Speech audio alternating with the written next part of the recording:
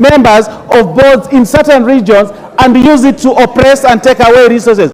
Honorable Speaker, I'll stand by that. The best expert in cost are in the coast. They will take over all the boards in the coast because that's what it must be. Honorable Speaker, that I will stand for. So we must reform these regional bodies to ensure that people from a certain region run their boards. Just like counties, people from the same counties run their counties. That we will stand by. You can have your opinion, CNN, because you want to come to the coast and colonize the people from the coast. We will not allow you that space at all. People from the coast will manage their resources. If you don't have an RDA, go and create yours. But I think we have heard you, and you may take your seat. Honorable members, you don't have to shout. You just come in procedurally, and you'll have your speak on this. Could we have Honorable Tendamolo? Do you want to speak on this? Proceed. And that's the orderly way in which you want to run the House, not shouting. Proceed, Honorable Tendamolo. Thank you, Mr. Speaker. Mr. Speaker, I want to express support generally for the bill. The idea of a regional development authority coming in one bill is generally a good idea. In fact, Mr. Speaker, the case has been made to consolidate many more bodies, some of which do things that are the same and they replicate each other. I think we need to rationalize the number of public bodies we have generally in this country. While doing it, Mr. Speaker, consolidation is a good thing, but one of the things we must look at is not to make these places preserves of political failures.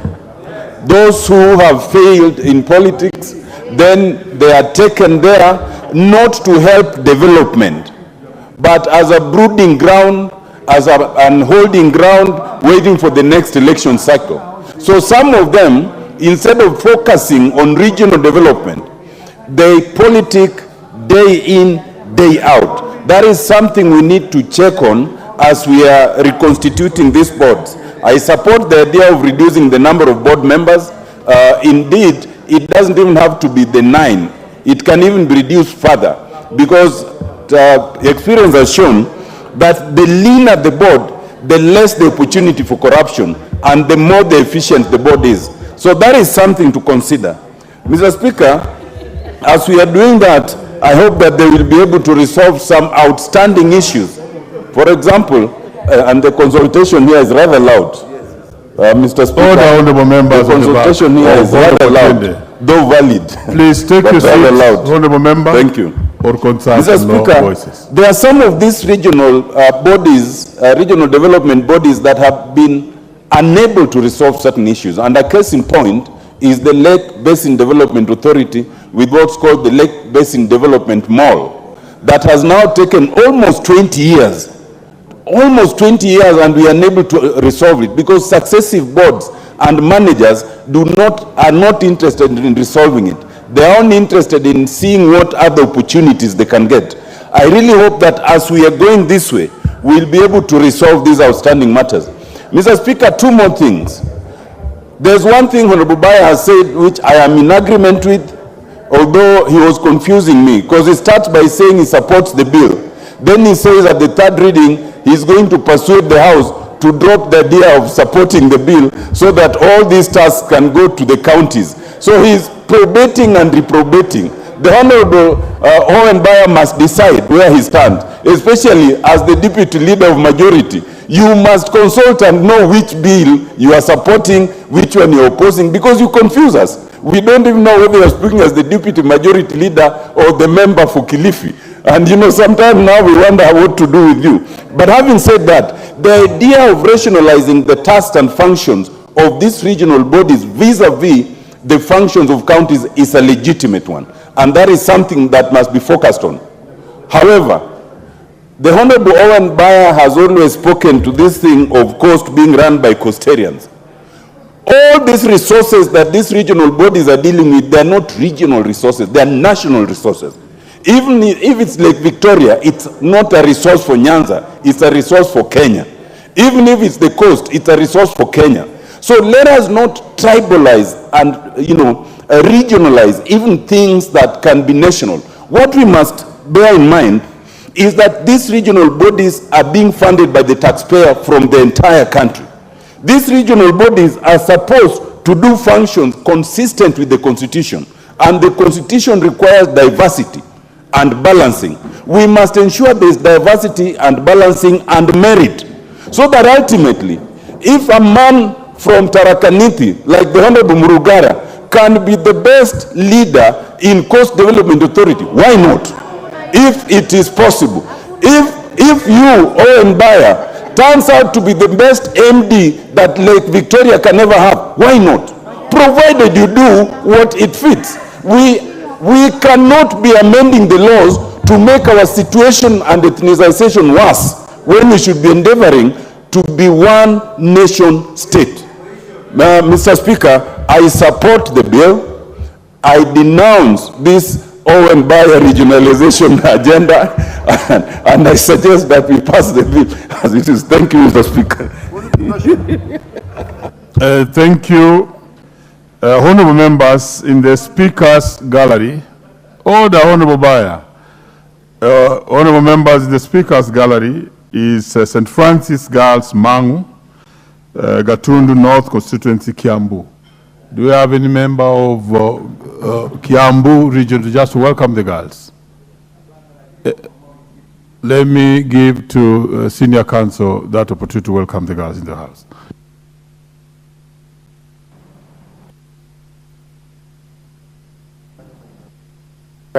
Thank you. Thank you very much, Honorable Speaker. Allow me kindly to welcome the St. Francis Mangu girls to the National Assembly. It's a school I remember very well. When I did my O-levels at Mangu High School, we used to visit St. Francis girls at Mangu. Therefore, I remember their school with nostalgia, because it was part of the development as we grew up. St. Francis girls, this is the House of the National Assembly. I know you're studying very hard as usual, and sooner or later, you will actually be coming here to represent the various constituencies where you come from. So do your exams well, study well, and you are going to be great ladies in this country. Welcome to the National Assembly. Very well. The Honorable Letapila, MP Samburu, proceed.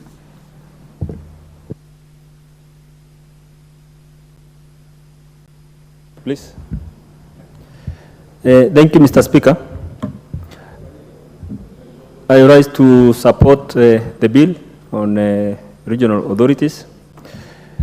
I am a member of the committee, and I would like to say from the onset that, in my opinion, the regional authorities have been an answer of sorts, especially to marginalized constituencies and parts of this country,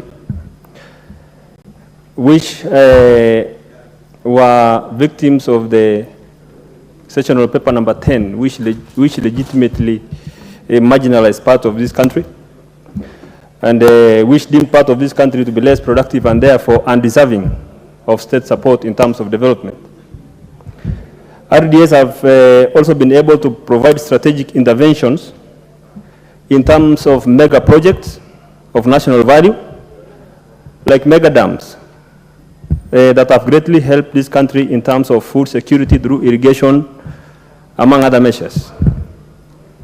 Regional authorities have been a great complement to devolution, especially from the national level, and should be viewed as such. This bill seeks to consolidate all RDS under one legislation, because individual RDS have been having their bills, their acts. And every RDA, in essence, has been having uneven board membership. And this bill is seeking to drop them from 12 to 9 members. This bill also seeks to align the RDS with the 2010 Constitution. And I support the sentiment from Honorable Otiende Amolo on the constitution of the membership of these boards. I believe that the Constitution of Kenya gives every Kenyan an equal opportunity to serve in this country, and that meritocracy should be the order of choosing the membership of these regional authorities. I also support the idea that the membership of this committee, of these authorities, should include locals, because these authorities serve specific areas, and locals have better knowledge of prevailing situations and conditions in those areas. Regional authorities which serve areas, let's say, of like northern Kenya, if you get members from specific places where those authorities serve, are better people to understand the problems affecting those communities, and therefore better place to serve and to offer even services and better advice which will add value to those authorities, especially in those areas. I thank the committee of the regional authorities for taking views during its public participation. And those who are part of those were the things which are coming out strongly during those public participations. We were getting strong sentiments that these authorities are purviews of political appointees who don't really add value. Communities were saying that we need local representation in these committees for better service delivery. Those are views which were taken by this bill, and that is where you get those sentiments from members of the committee that the membership should include locals. We were also getting sentiments from communities that the membership is bloated, and that's where those reduction of the board membership came out. We believe, or rather I believe, that the RDS should be retained at the national level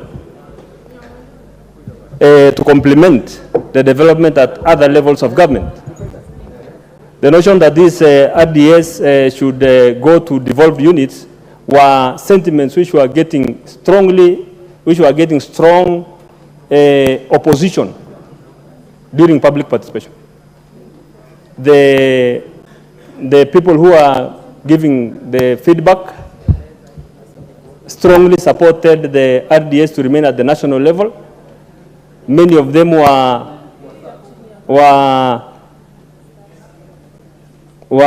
viewing the RDS the same way they are viewing CDF developments at the constituency level. They're saying they are seeing more impact, they're getting more value for their money from this RDS. And I support the notion that the RDS should remain at the national level and shouldn't go to the devolved units, unlike what the leader of majority was saying. And I support Honorable Otiende Amolo there. The leader of majority confused all of us because we didn't know whether he was supporting the bill or opposing the bill, because if he had gone through the bill properly, he would have read and understood what I am saying as a member of this committee. Thank you, Mr. Speaker. That's my submission. And the leader, you should take your place. You know, every member is having a comment on your earlier statement. Next to speak on this is veteran MP Adan Kenan.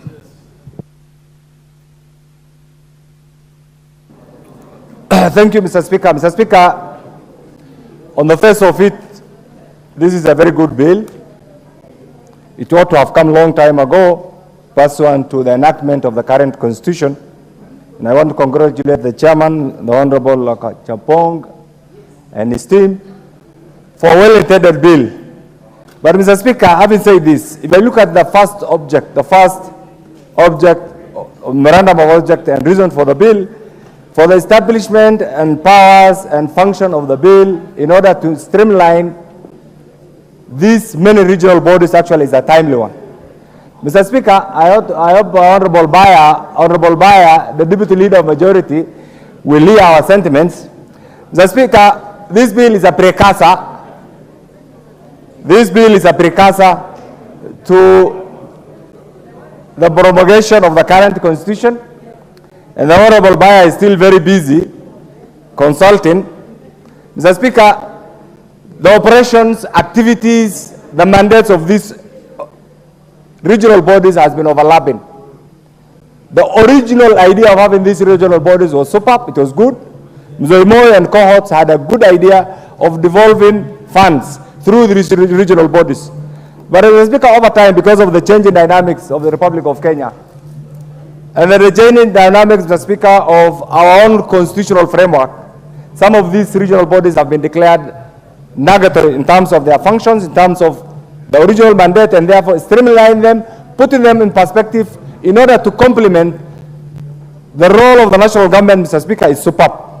What is not good is what is being suggested by the Honorable Mbaya, and I'm sure he's a leader who is trying to create a niche for himself in the coast region, but that does not negate the national spirit of national cohesion, unity of purpose, and generally, this country, Mr. Speaker, over the years, one of the things that has really reduced every aspect of our development agenda is regionalism, tribalism, cronyism, and corruption.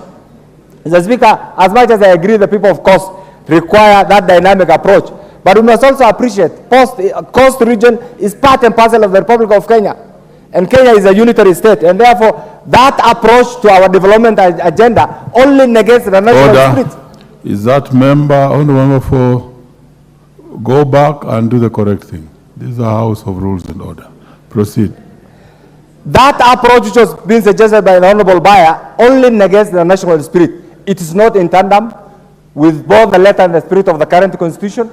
It doesn't appreciate the diversity of the Republic of Kenya. It doesn't appreciate the premier nature of the Republic of Kenya, and therefore I thought you as a very wise man will have ruled the Honorable Mbaya out of order to the extent that his creative imaginations actually still linger on with those old ideas of regionalism, majimboism, and other negative ideas that actually we have shed off under the current generous constitution, Mr. Speaker. Mr. Speaker, having said this, it's also time that we need to dissect the mandates, the activities, in line, first of all, with the current constitution, in line with the relevant statutory establishment, and also in line with the Uongozi rules, Mr. Speaker. Mr. Speaker, these, once properly contextualized, taken into account the objects and the reasons of this particular bill, this will only create an effective, efficient, transparently run regional authority, Mr. Speaker, and that is what we endeavor to have, and that is what we are looking forward, and that's, I'm sure, both the intent and the motivation, what has motivated actually the chairman of this critical committee. Mr. Speaker, having said this, we also need to think out of the box. This premier country, whose leadership the Almighty God has bestowed on this critical group, Mr. Speaker, requires two things. We need to think out of the box. Over the years, everything that we have done has been laden with tribalism. It has failed to work. Look at where we are. And Mr. Speaker, I want to get your attention on this. Few years ago, and I know most of us were born after independence, once we got our independence, the Kenya that even the colonials had in mind and the Kenya that we have today are completely different. And that's why even the president and the government are struggling to put us back into where we are supposed to be. Look at this, Mr. Speaker. We used to have KMC. And I will only say this. In 1968, and I'm sure many of you were born after 1968, the GDP of the Republic of Kenya was the same as the one of South Korea. What has killed today the GDP of South Korea? 50 times that of Kenya. Botswana borrowed from Kenya in 1968, including even the setting up of Kenya Meat Commission. Where are we today, Mr. Speaker? Today, Botswana provides meat to the entire world. Kenya Meat Commission is under receivership. What has taken us there? Tribalism, regionalism, corruption, nepotism, and everything else that we can attribute to this negative thinking that the Honorable Mbaya was trying to introduce. I thought the Honorable Mbaya, being a very progressive deputy majority leader, should tell us how we can get out of these perennial challenges in the name of tribalism, in the name of regionalism, so that Kenya joins the League of Developing Nations. Mr. Speaker, I want to say this. This bill, when I look at it, dealing with the formations of these regional boards is an administrative issue. And Mr. Speaker, I want to ask my colleagues here. Today you are a member of parliament. Tomorrow you will be an ordinary citizen. And therefore, as we do this, we should legislate for posterity, not having a particular issue, a particular season in mind. And that is why the collective thought of this particular group, I can see our SG of the Northern Kenya Parliamentary Group is a member of the, I'm told you are a member of this committee. And this is good. And these are the things that we need to address. We need to have the entity that deals with Northern Kenya, Western Euro, function efficiently, effectively, so that they have one of the best MDs. But because of structural challenges, that organization cannot work, Mr. Speaker. And this is some of the things that the bill attempts to cure. And I want to commend the committee. In conclusion, Mr. Speaker, there comes a time, as the late Professor George Saitoti says, had said, that the country is more important than individual thinking. We need to collectively put our thoughts together so that this Kenya that we have here, through our own little contributions, Mr. Speaker, joins the League of Developed Nations. Thank you, Mr. Speaker. The Honorable Joseph McClap. Thank you, Mr. Speaker.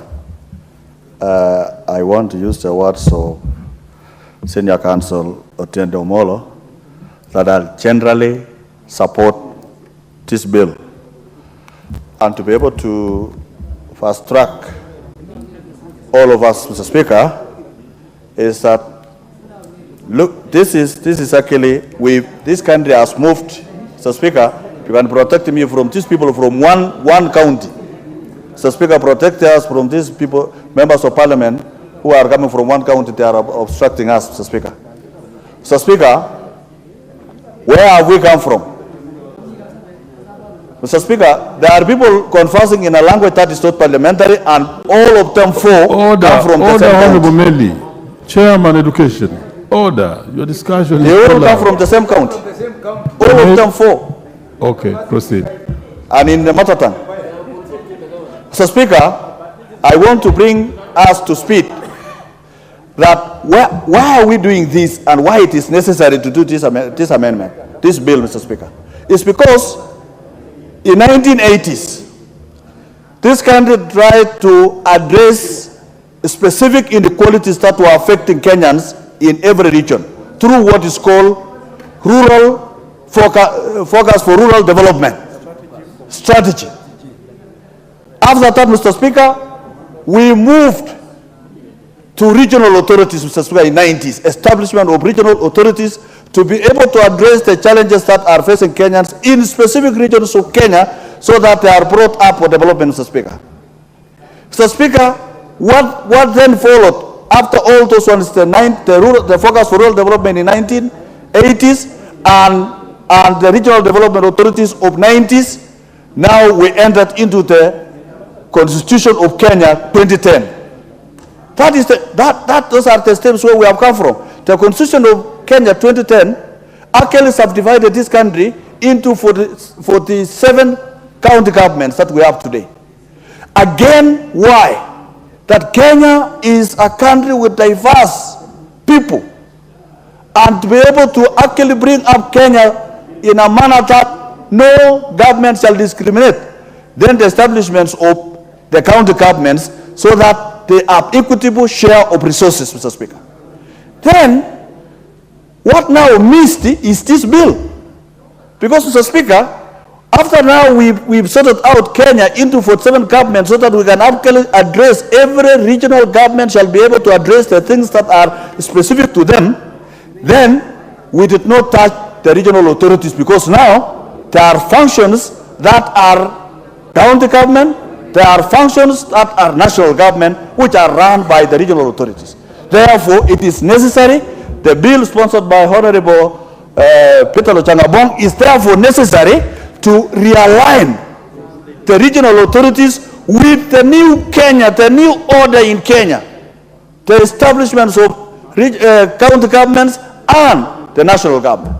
Mr. Speaker, and that is why there is a fourth schedule, that there are things that are specific to be done by the county governments, and there are things that are specific for national government. This bill, therefore, tries to reorganize the regional authorities in a manner that shall conform to the Constitution of Kenya 2010. Mr. Speaker, why it is necessary to do these reforms, Mr. Speaker, some of these authorities have become obsolete in terms of performance because they are run by regional kingpins who have lost elections, Mr. Speaker, and breeding corruption in those particular institutions, Mr. Speaker.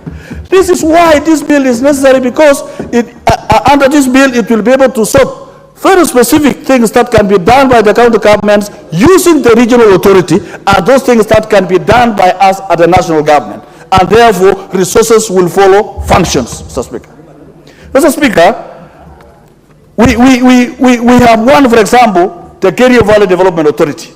Mr. Speaker, the bigger vision of the Kerio Valley, for example, I'm just using an example where I belong, Mr. Speaker, was actually to bring up development in the Kerio Valley region to the level that are enjoyed by others. We lost the vision because there were so many other things that came up, Mr. Speaker, and we allowed the regional authorities to be run by our kinsmen in terms of management, board. And Mr. Speaker, I think going forward in Kenya, to avoid what the Deputy Leader of Majority was saying, appointment of board members must meet some specific academic qualifications so that we don't just appoint every Tom, Dick, and Harry to those particular institutions. There are some professional things and technical knowledge that are required to run those institutions, Mr. Speaker.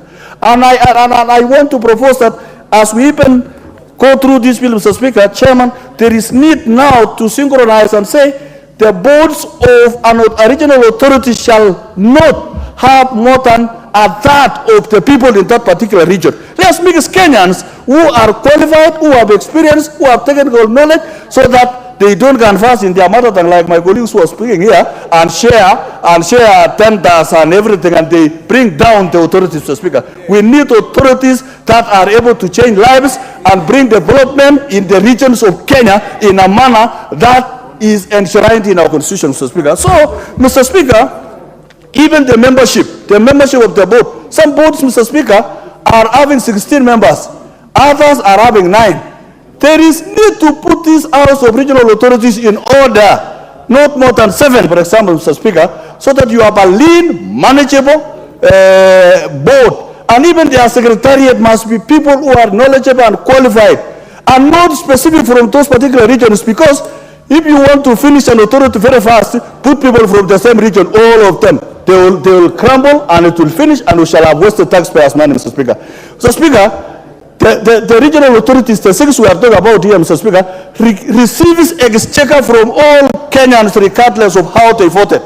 It is revenue. It is what we do here. It is the division of revenue that we give to the county governments and the taxes that Kenyans are paying, Mr. Speaker. Therefore, we must nationalize our institutions so that they are able to be brought up in a manner that will be able to change Kenya. If we are interested in changing Kenya, Mr. Speaker, is whenever an institution is established, Mr. Speaker, let us accept that we must have the right persons in terms of qualifications, in terms of management and experience, so that we are able to bring up development to the rest of the country, Mr. Speaker. I'll give you an example, Mr. Speaker.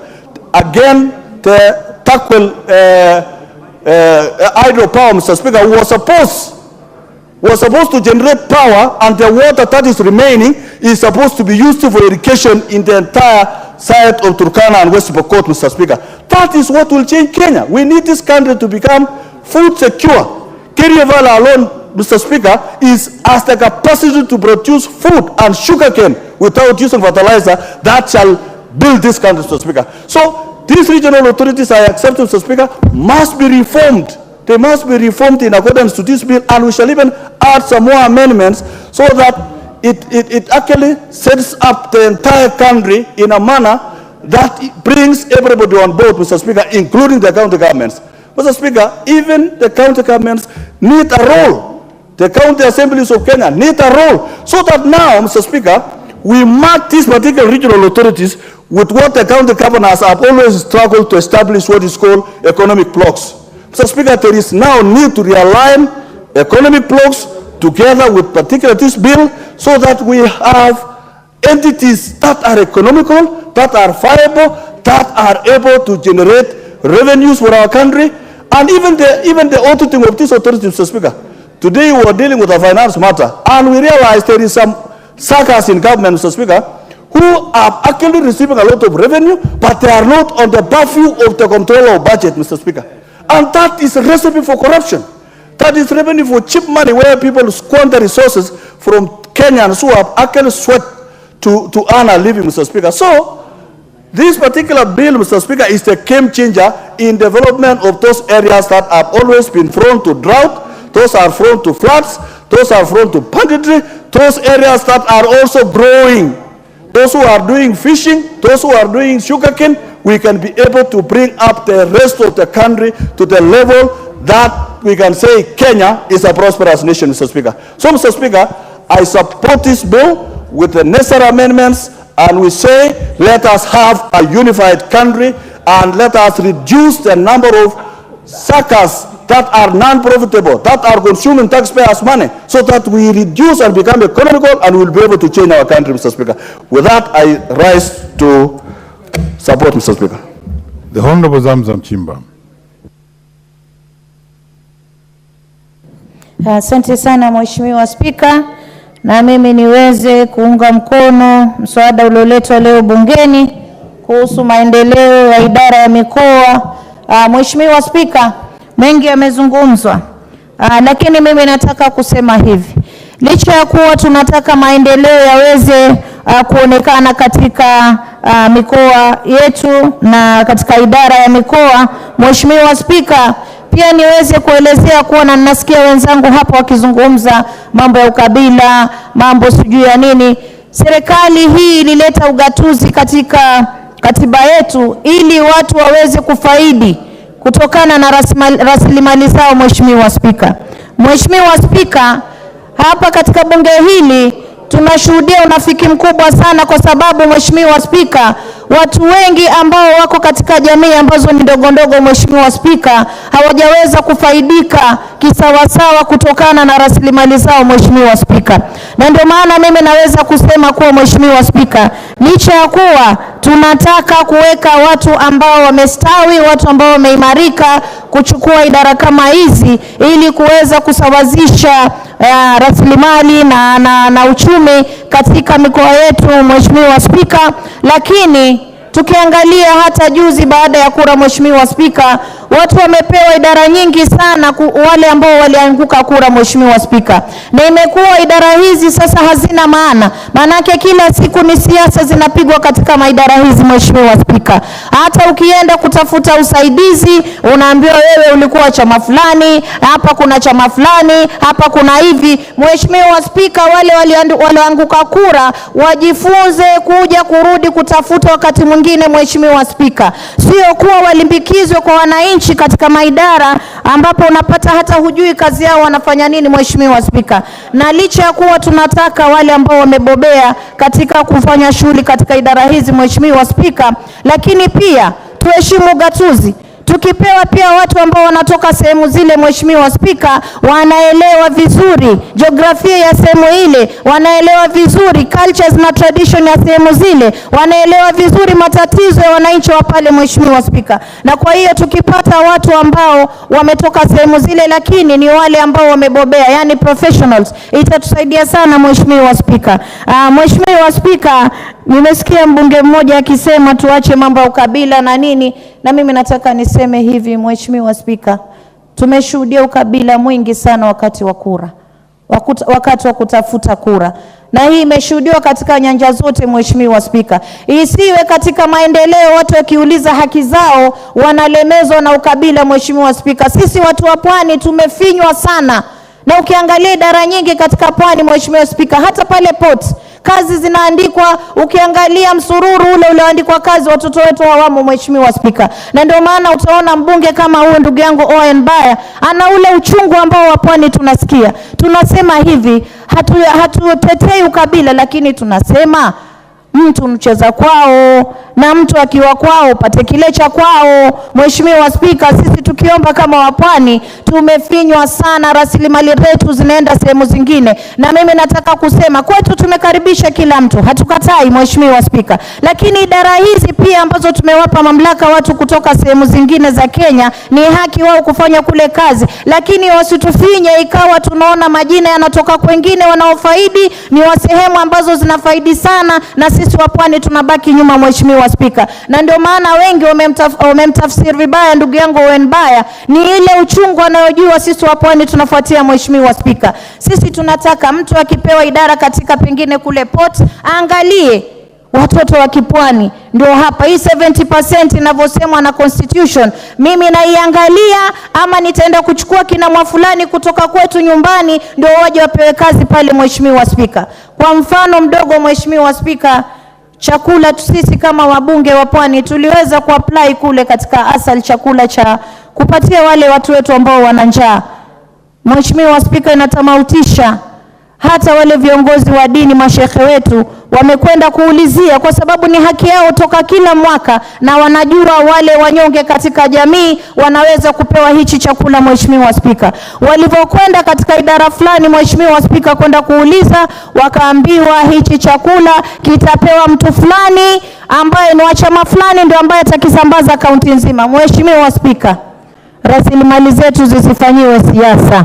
Hii ndio maana unaona hata ndugu yangu Mbaya amekuwa mkali, kwa sababu mambo mengi yanafanywa kufinya watu wengine. Mheshimiwa Spika, kama sisi sote tunafuata sheria ya Kenya katika mambo ya idara ya mikoa, basi tuangalie kuwa kila mmoja, kila Mkenya anapata haki yake kulingana na katiba. Mheshimiwa Spika, haiwezekani chakula kwa mfano kimetoka kule katika idara ya asal, kikija Mombasa au naambiwa nyinyi mashekha mwezi kuchukua chakula, kitachukuliwa na mbunge fulani ndio ambaye atasambaza kaunti nzima. Chakula hicho si cha kufanyiwa siasa Mheshimiwa Spika. Na mimi leo napinga hapa vikali nikisema, wabunge wenzangu, tuangalie, ukishachaguliwa katika kiti usianze kufinya wananchi.